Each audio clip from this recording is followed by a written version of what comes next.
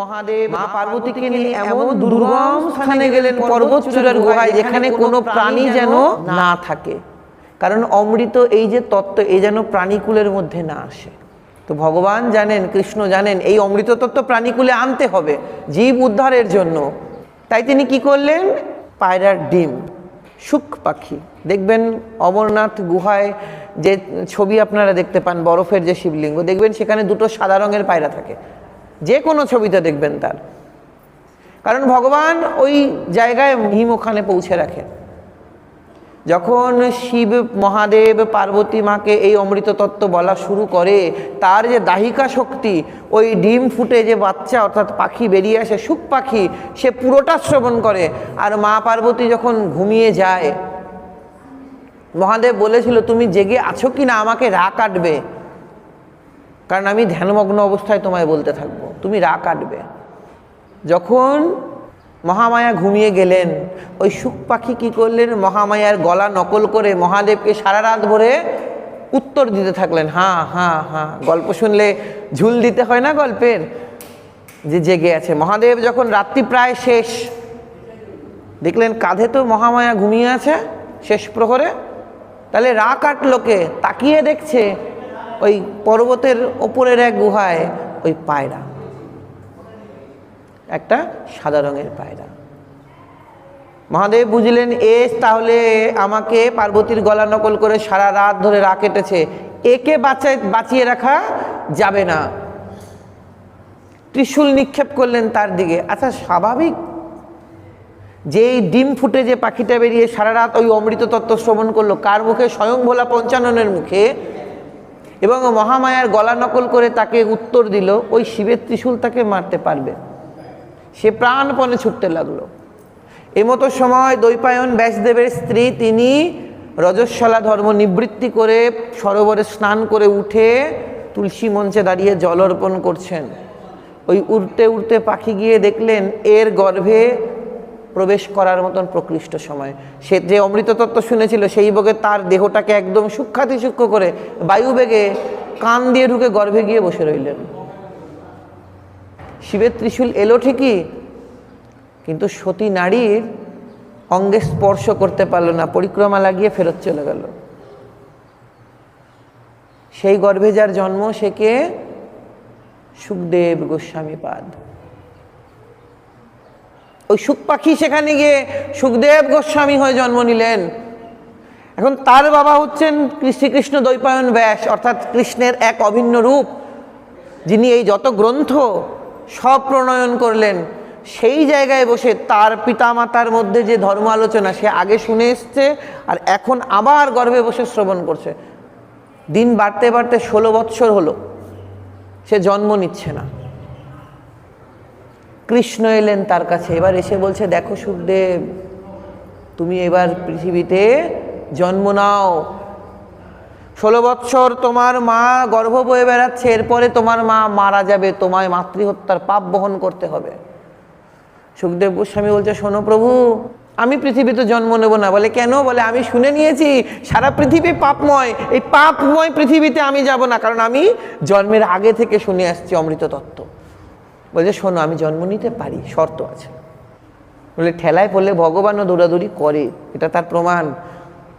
এখন ভক্ত বলছে তাই, বলে শোনো প্রভু, আমি জন্ম নিতে পারি, আমি জন্মানোর সময় পুরো পৃথিবীটা পাপকে সরিয়ে দিতে হবে, পাপ সরিয়ে দিতে হবে পৃথিবী থেকে।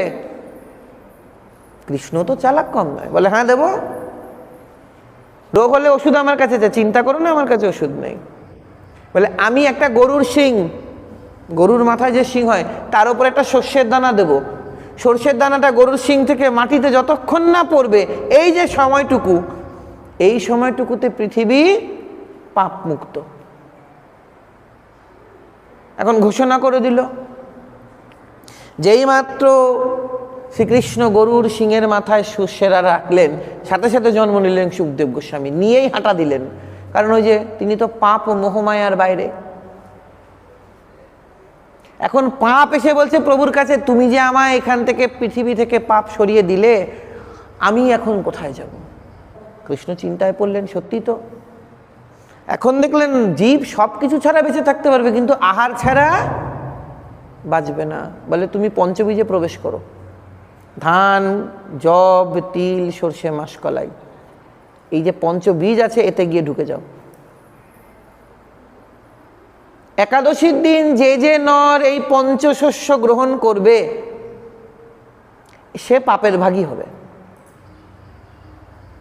এই জন্য একাদশী ব্রততে চাল থেকে তৈরি যা যা জিনিস বর্জন করতে হয়, গম থেকে তৈরি যা যা জিনিস বর্জন করতে হয়, যব থেকে তৈরি যা বর্জন করতে হয়, তিল বর্জন করতে হয়, সর্ষের থেকে সর্ষের তেল বর্জন করতে হয়, এগুলো বাদ দিতে হয় খাওয়া।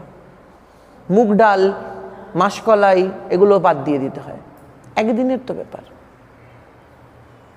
তা আমি প্রভু এইটুকু করতে পারি, আমি তোমার নামে একদিন আমার আহারটাকে বন্ধ রাখতে পারি, এইটুকু তো আমরা করতেই পারি ভগবানের জন্য। কিন্তু সেই দিনও যত রোগ ব্যাধি ওই দিনই ধরবে আমাদের, মাথা ঘোরা, গ্যাসের প্রবলেম, সুগারের প্রবলেম, যাবতীয় কিছু। তাহলে প্রভু কৃপাটা হবে কি করে? আমার প্রতি তোমার কৃপাটা হবে কি করে আমি যদি তোমার জন্য কিছুই না করতে পারি? সত্যি তো, বুকে হাত দিয়ে বলি তো, যা যা কথা আমরা এতক্ষণ শ্রবণ করলাম, আমরা এই চরিত্রগুলোর মধ্যে পড়ি কি না? পড়ি তো। আমরা সবাই আসি, প্রণাম করি, আমি ভালো থাকার প্রার্থনা করি, একবারও কি জিজ্ঞেস করি যে তুমি কেমন আছো? সবাই আসছি, প্রণাম করছি, বিজয় কৃষ্ণ গোস্বামী তুমি আমায় আশীর্বাদ করো, অমুক করো, তমুক করো।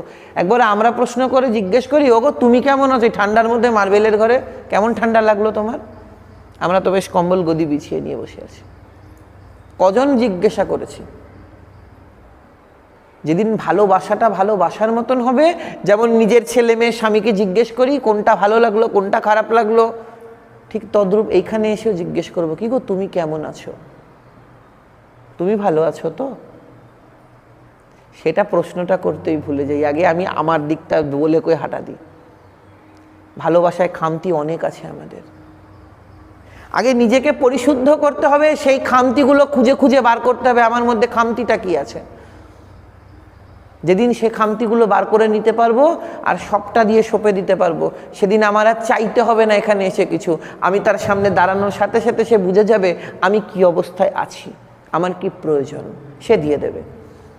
আমার মুখ ফুটে বলতে হবে না, কিন্তু আমাকে সঁপে দিতে হবে সেই নাবালকের মতন, যে কিছু বোঝে না, শুধু খিদে পেলেই কাঁদে আর মামা বলে মায়ের পেছন পেছন ঘোরে। মা বুঝে যায় প্রত্যেক 3 ঘন্টা পর তাকে খাওয়াতে হবে। বাচ্চা বলে বেড়ায় না আমায় খেতে দাও, খিদে পেলেই কাঁদে আর সারাক্ষণ মায়ের আঁচল ধরে ঘোরে। কখন খাইয়েছে আর কখন খাওয়াতে হবে ওটা মা খোঁজে, তার বাবা খোঁজে, টাইম হয়ে গেছে এখন একে কিছু খাওয়াতে হবে। মানুষ যত বড় হয়, বোধ বুদ্ধি যত পাকে, তত শুধু চাই, এটা চাই, ওটা চাই, সেটা চাই। চাইলে পরমাত্মা দেয় কম, আগে নিজেকে পরমাত্মাকে বিলিয়ে দাও, চাইতে হবে না, চাওয়ার থেকে অনেক বেশি দেবে।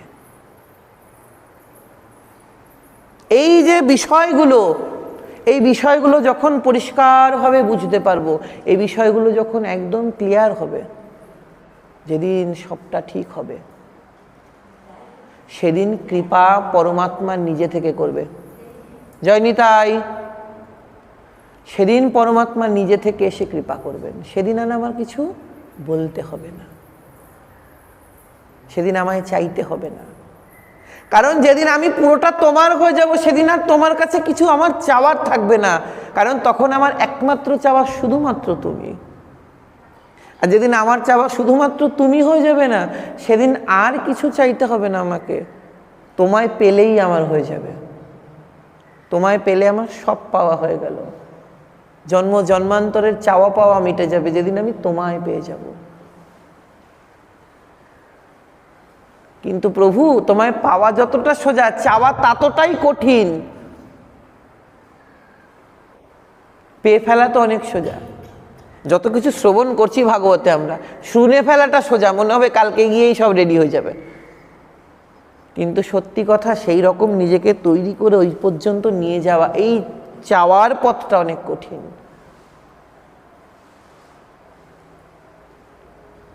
যতক্ষণ না আমরা এই চৈতন্যের জ্ঞান সম্বন্ধে, ভাগবতের এই বিষয়গুলো সম্বন্ধে পুরোটা নিতে পারবো, ততক্ষণ ভাগবত চেতনা বা আমরা যে ধর্ম যেটা বলে করছি, এটা যে আমরা অনেক ভুলের মধ্যে দিয়ে যাচ্ছি, এই জ্ঞানটা আসবে না। আমাকে আমার চাওয়া পাওয়ার বদল করতে হবে।